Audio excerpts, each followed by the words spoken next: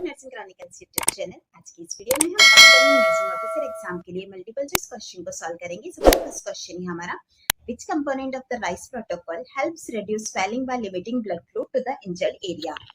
Rice protocol जो होता है उसके अंदर कौन सा ऐसा कंपोनेंट होगा जो कि रिड्यूस करता है स्वेलिंग को by limiting blood flow to the injured area. Option A compression, option B elevation, option C ice, option D rest. Correct answer रहेगा हमारे यहाँ पर ऑप्शन सी आइस। चलिए अब हम थोड़ा सा ओवरव्यू कर लेते हैं कि यह प्रोटोकॉल है क्या चीज। RICE protocol is a commonly used method for managing acute musculoskeletal injury such as sprain, strain और ब्रूसिस। ऐसी कोई भी अगर एक्यूट मस्कुलोस्केलेटल इंजरी है जैसे कि स्प्रेन, स्ट्रेन या ब्रूसिस, इसे मैनेज करने के लिए हम इस प्रोटोकॉल को यूज में लेते हैं। यहाँ पर हर एक लेटर का अलग मीनिंग है, जैसा कि आप देख सकते हैं। आर का मीनिंग है रेस्ट, आई का मीनिंग है आइस, सी मतलब कंप्रेशन और ई मतलब elevation. RICE protocol is effective for initial injury management, but a proper diagnosis and rehabilitation plan from a healthcare professional are important for complete recovery.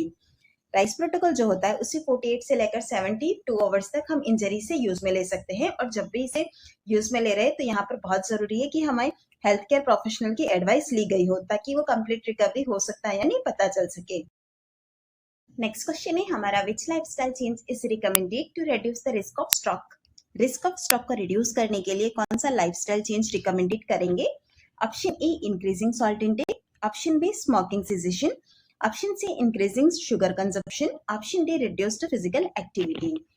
Right answer है हमारा यहाँ पर option B smoking cessation. यहाँ पर हम intake और sugar consumption को increase करने के लिए नहीं करते हैं, और इसी के साथ ही फिजिकल एक्टिविटी को भी रिड्यूस करने के लिए नहीं कहते हैं। उनका जो फिजिकल एक्टिविटी है वो एंगेज्ड रहना चाहिए।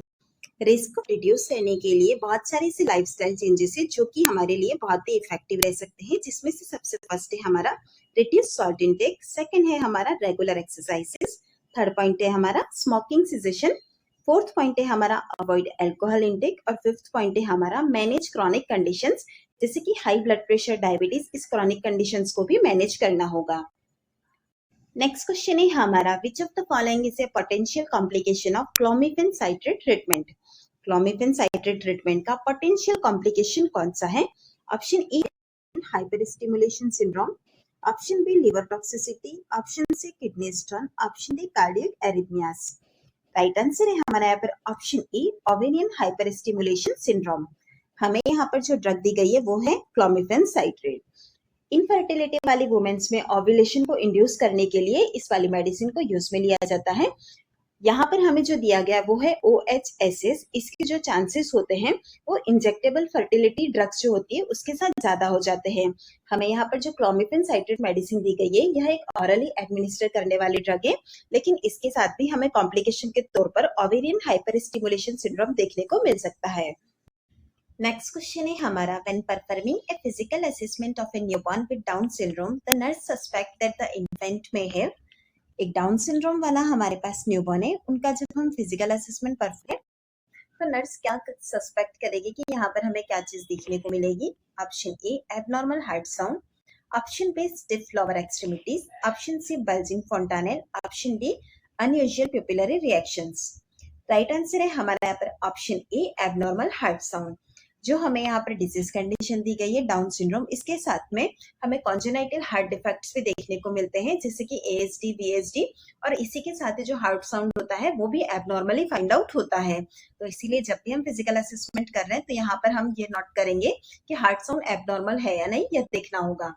नेक्स्ट क्वेश्चन है हमारा, the most unreliable method of sterilisation is. Sterilisation का मोस्ट अनरिलायबल मेथड कौन सा है। Option A chemicalisation, option B filtration, option C autoclaving, option D sunlight. Right answer है हमारा यहाँ पर ऑप्शन डी सनलाइट, क्योंकि हमें यहाँ पर पूछा गया है मोस्ट अनरिलायबल मेथड, तो हमारा right answer option D sunlight होगा। Sunlight has poor penetration abilities and may not reach all the areas of an object or surface. इसी के साथ ही यह जो होती है, जो कंटामिनेटेड वाला सरफेस एरिया है हमारा, वहां पर यह इनइफेक्टिव रहती है। अगर हमारा एरिया क्लीन होगा तो ही इफेक्टिव होगी। इसी के साथ ही सनलाइट से अगर हम प्रोलॉन्ग्ड एक्सपोजर करते हैं तो मटेरियल का डिग्रेडेशन भी जो होता है वो देखने को मिलता है। नेक्स्ट क्वेश्चन है हमारा, Ringer lactate solution contain all of the following except Ringer lactate जो सॉल्यूशन है जिसे कि हम आरएल बोलते हैं, इसके अंदर निम्न में से सारे कंटेन होते हैं सिवाय एक को छोड़ के। Option A sodium, option B potassium, option C chloride, option D glucose. Right answer है हमारे यहाँ पर ऑप्शन डी ग्लूकोज। ग्लूकोज जो होता है वो आरएल सॉल्यूशन के अंदर हमें नहीं देखने को मिलता है। चलिए अब हम आरएल सॉल्यूशन की बात कर लेते हैं। अगर इसके कंपोजिशन की बात करते हैं तो यहाँ पर हमें जो कंपोजिशन दिया गया है वो पर लीटर ऑफ सॉल्यूशन के अकॉर्डिंग दिया गया है। सबसे फर्स्ट इसका कंपोनेंट आता है सोडियम, जो कि होता है 130 milliequivalent per litre. Second component है हमारा पोटेशियम, जो कि 4 मिली इक्विवेलेंट पर लीटर होता है। उसके बाद आता है कैल्शियम, जो कि 3 मिली इक्विवेलेंट पर लीटर होता है।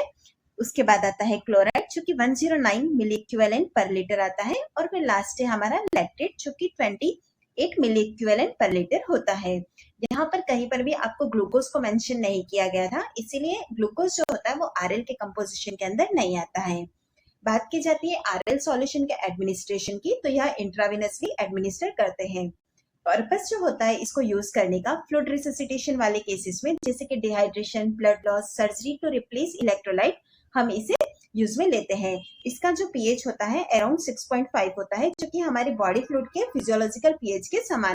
नेक्स्ट क्वेश्चन है हमारा, the primary cause of anaemia in clients with CRF is. CRF मतलब क्रॉनिक रीनल फेल्योर। सीआरएफ की कंडीशन में एनीमिया का प्राइमरी कॉज क्या है? Option A decrease in iodine store, option B urinary loss of RBC, option C alteration in the shape of red blood cell, option D lack of erythropoietin. Right answer है हमारे यहाँ पर option D. CRF के अंदर जो anaemia का primary cause है वो है हमारा lack of erythropoietin.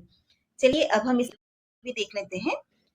The kidney produce erythropoietin, a hormone crucial for stimulating RBC production in the bone marrow. हमारी जो किडनी होती है वो इरिथ्रोपोइटिन को प्रोड्यूस करती है, जो कि हमारे लिए बहुत ही क्रूशियल है आरबीसी प्रोडक्शन के लिए इन द बोन मेरो में। लेकिन रीनल फेलियर वाली कंडीशन के अंदर क्या होता है, हमारा जो किडनी का फंक्शन है वो इम्पेयर्ड हो जाता है, जिसकी वजह से इरिथ्रोपोइटिन जो होता है वो भी रिड्यूस हो जाता है, और उसी की वजह से हमारा जो रेड ब्लड सेल का प्रोडक्शन है वो डिक्रीज हो जाता है, जिसकी वजह से एनीमिया का कंडीशन डेवलप होता है। नेक्स्ट क्वेश्चन है हमारा, in a classical caesarean section the incision is made in which part of the uterus. Classical caesarean section के अंदर इंसिजन जो है वो यूट्रस के कौन से पार्ट में दिया जाता है? Option A vagina, option B cervix, option C upper segment, option D segment. Right answer है हमारे यहाँ पर ऑप्शन सी। जो क्लासिकल सिजेरियन सेक्शन होता है उसके अंदर इंसिजन हम upper segment of the uterus के अंदर लगाते हैं। बात करते हैं हम सिजेरियन सेक्शन की, तो according to the site of uterine incision यह दो तरह का होता है। एक होता है अपर सेगमेंट सिजेरियन सेक्शन, जो कि हमारा क्लासिकल सिजेरियन सेक्शन कहलाता है, और दूसरा होता है लोअर सेगमेंट सिजेरियन सेक्शन, जिसे कि हम एलएससीएस कहते हैं। और एलएससीएस जो है वो मोस्ट कॉमन टाइप है। अपर सेगमेंट सिजेरियन सेक्शन यानी कि क्लासिकल सिजेरियन सेक्शन बहुत रेयरली यूज में लिया जाता है। इसके अंदर जो यूटेराइन सेगमेंट होता है जहां पर इंसिजन बनाया जाता है वो होता है upper uterine segment. Next question है हमारा, the nurse is about to administer the client's medication when the client state that the medication looks different than what she looks before, the safest action for the nurse to take is to. यहाँ पर एक nurse है जो कि clients को medication administer कर रही है, लेकिन वह क्लाइंट उन्हें कहता है कि यह जो मेडिकेशन है वो जैसे दिखती है पहले दिखती थी उससे थोड़ी सी डिफरेंट दिख रही है। तो यहाँ पर एज ए नर्स हमारा सेफेस्ट एक्शन क्या रहेगा? Option A, tell the client that the medication is the same. Option A, assure the client that the doctor has prescribed correctly. Option C, explain that pharmacy make generic substitution. Option D, recheck the prescription.